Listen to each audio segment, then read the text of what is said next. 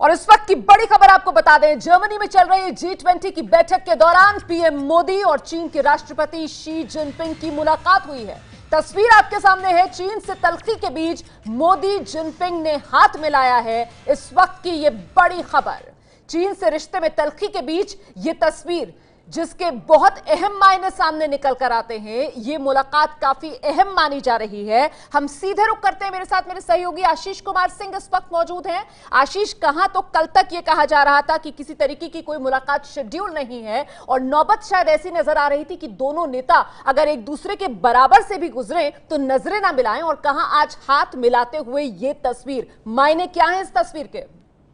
देखिए रोमाना, बड़ी बात है कि इस कदर तल्खी डोकलाम रीजन में भारत और चीन के बीच आ गई है कि दोनों ही देशों की सेनाएं स्टैंड ऑफ पर हैं और कोई पीछे हटने को राजी नहीं है। और हमने देखा कि चीन के विदेश मंत्रालय की तरफ से कल ये बयान तक दे दिया गया कि भारत और चीन के दोनों शीर्ष नेताओं के बीच G20 के दौरान कोई द्विपक्षीय मुलाकात नहीं होनी है। लेकिन ये बड़ा दिलचस्प था, सबकी नजरें इस पे थी कि G20 बैठक के दौरान दोनों नेताओं के बीच शिष्टाचार मुलाकात कम से कम होती है कि नहीं होती है।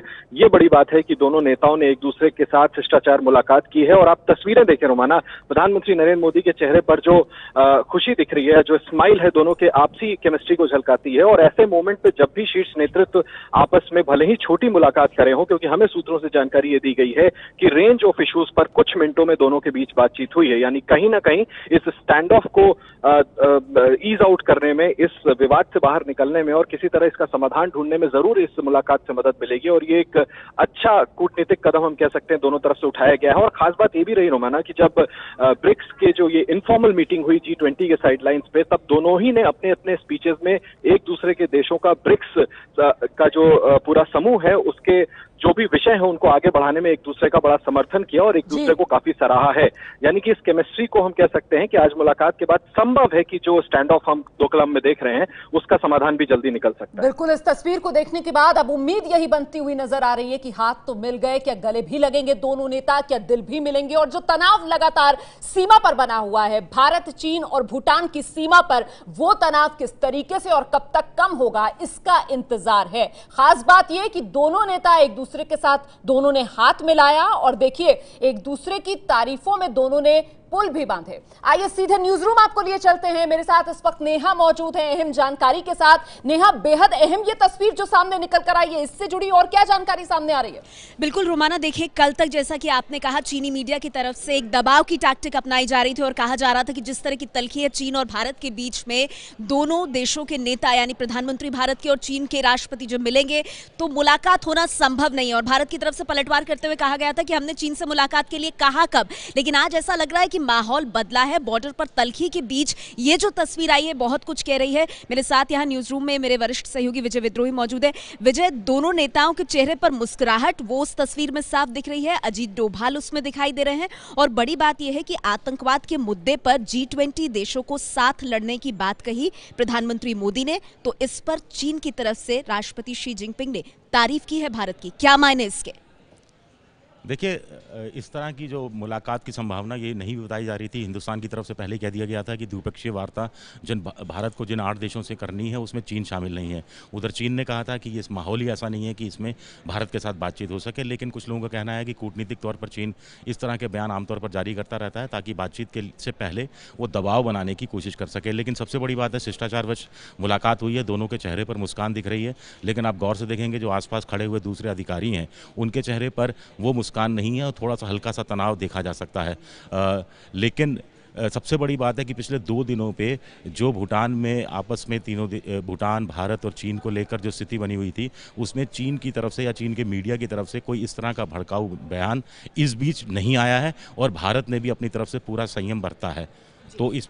तो हम ये कह सकते हैं कि इस मुलाकात के बाद स्थितियां थोड़ी और ज़्यादा सामान्य होती जाएंगी। और डोकलाम को लेकर के रोमाना जिस तरह की स्थिति चल रही है, जो तल्खी चल रही है, अब उम्मीद ये करनी चाहिए कि इस तस्वीर के बाद बात थोड़ा आगे बढ़ेगी और जो विवादास्पद पूरा मामला चल रहा है उस पर कम से कम चीन और भारत बातचीत की दिशा में आगे बढ़ेंगे। बिल्कुल, बहुत अहम संकेत इस तस्वीर से इसलिए भी माने जा रहे हैं कि मिल रहे हैं क्योंकि अभी तक जिस तरीके की स्थिति बनी हुई थी डोकलाम में, उसमें समझ जानकारों को यह नहीं आ रहा था कि आखिरकार इसका हल निकलेगा कैसे, इसका नतीजा होगा क्या। और फिर यह तस्वीर सामने आती है G20 बैठक के दौरान, जिसके बाद अब दबाव और तनाव जो बना हुआ है सीमा पर, वो कम होने की यहां से एक उम्मीद बनती हुई नजर आ रही है। लेकिन यह पूरा विवाद जो है भारत, भूटान, चीन की सीमा पर, इसकी वजह क्या है, इसकी जड़ क्या है, आइए इस पर एक रिपोर्ट आपको दिखाते हैं।